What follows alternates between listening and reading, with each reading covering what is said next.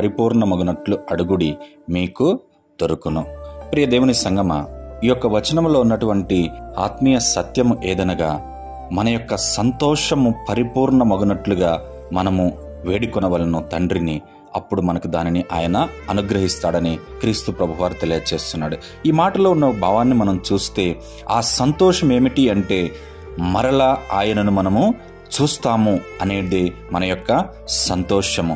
ఈ మాట చెప్పబడిన సందర్భాన్ని చూసినట్లయితే, యేసు క్రీస్తు ప్రభువారు మరి తనను పంపినటువంటి తండ్రి యొద్దకు తిరిగి వెళుచున్నటువంటి సందర్భంలో మరి లోకులైతే ఈ లోకానుసారంగా సంతోషించేవారుగా ఉంటూ ఉన్నారు. మరి తన శిష్యులు తన మాటను లోబడినటువంటి వారు మాత్రము దుఃఖిస్తూ ప్రలాపిస్తూ ఏడ్చేవారిగా ఉన్నారని ప్రభువారు తెలుసుకొని వారికి ఈ మాటను తెలియచేస్తున్నాడు. ఎందుకు అంటే, తను మరి వెళ్ళిపోతే మరి వీళ్ళ పరిస్థితి ఏమవుతుంది అని క్రీస్తు ప్రభువారు వారికి ఈ